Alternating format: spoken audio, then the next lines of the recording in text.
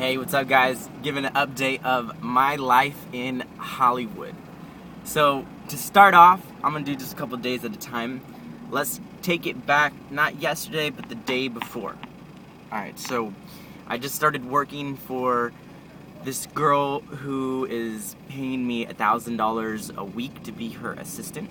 And I was with her the night before, helping her out, paying some bills, and we were working on a project. She wants to launch this new type of credit card where the last 4 digits change after each transaction.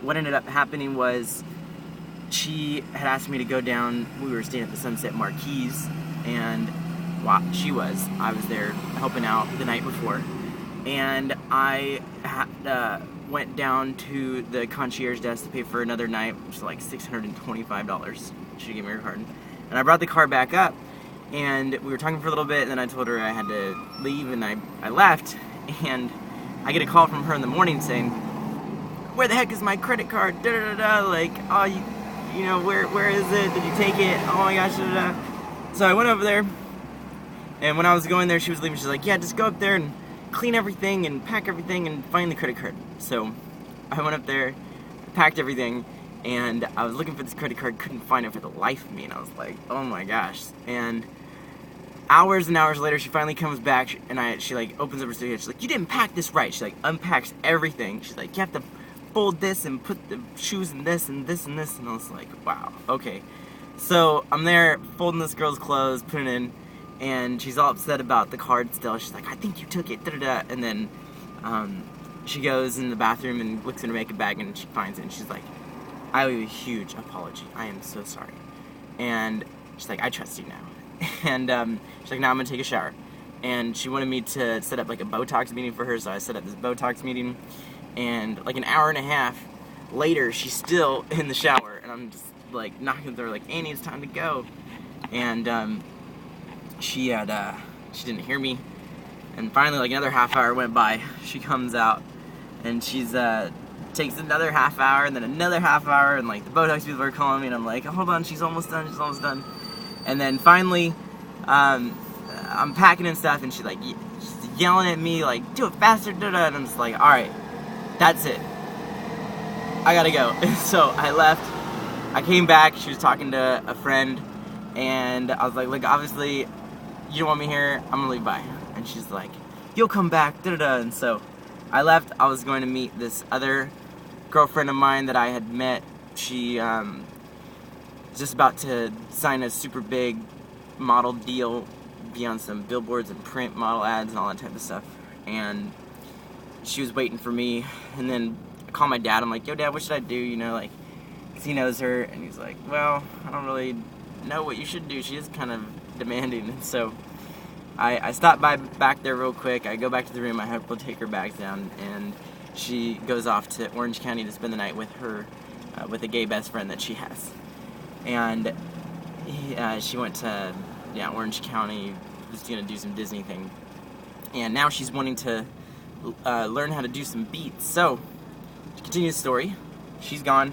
I go meet with this supermodel, and we hang out. I take her to Hip Hop Heaven, which is a place that I have been inducted into. I'm working with one of the top producers who did all the stuff for Tupac and all these other different major artists. He's working with some major artists right now too, and some celebrities as well. God just put me in a really, really awesome position out here.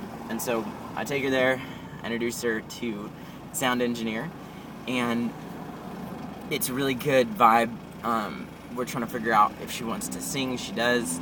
She wants to do some sort of, she kind of likes country, she kind of likes Katy Perry, she kind of likes a couple other different singers, and so we're going to try to help develop her and get her on a song. I'm working on this new album called What Is Love? EDM, trip-hop type of mix of, just Billboard topping beats with positive lyrics about love. And I'm going to do a couple duets with some different female artists, and it's kind of basically break down what love is in a non-vulgar way. And I'm there, and we're hanging out, and then her and I leave. He has this French client come in to do some tracks, and we go to this place called the Pick and Whistle, write some lyrics for a little bit. I get on Snapchat, finally figure out what that thing is. It's like a new Instagram messaging type of social network. And after that, walk her to the car, she goes to do her thing. And a couple days before that, I was at a gas station and I sold one of my CDs to this guy who was a security guard at this place called Supper Club, which is like one of the top clubs in Hollywood. And he invited me to go, so I was ready to go there last night. And when I get there, apparently something had happened, so it was completely already shut down. And I was like, no. And so I didn't know what to do after that. But prior to that, I'd had somebody, when I was out and about visiting some friends in Hollywood Boulevard, invite me to this place called Cabo Cantina. So Cabo Cantina was right next door. So I go in there, I check it out, and right when I walk in, there's Andy Dick, just sitting there with like a whole bunch of girls from New Zealand, and I like give him the little what's up, and he's like, yo, come over here, and I didn't know that Andy Dick would have such a huge crush on me. Like, it was ridiculous, and he just kept like putting his arms around me. He's like, I love you, you're so good looking, da-da-da. He's like, just basically being his regular crazy eccentric self.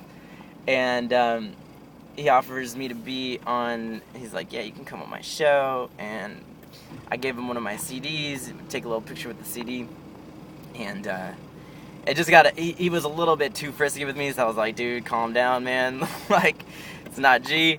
And so I walk around, he asked if I want to go hang out with him later. I'm like, oh, it's all good, man. Like, you know, here, take my card, hit me up, we want to do something official. And he goes, I sign up, it's like a karaoke, so I'm like, man, I asked the guy if I could do one of my songs. He's like, oh, we don't do any originals. And I'm like, because the guy who I was working with, I figured he'd appreciate it, so I had him put on a Tupac beat, the California Love. And so I went back to the studio, I changed, I dropped off some of my stuff, came back, and the girls from New Zealand were still there. I was talking with them. I had one of them videotape it, so I got the video from last night. And yeah, I killed it. It was freaking awesome. Like, I did this whole thing about Coachella, because Coachella's coming up, and I gave a shout out to Tupac, and I basically just did the full freestyle rap on California Love, and I talked about all sorts of different stuff. So I'm gonna post that video at the end of this video, and also this is the Andy Dick picture.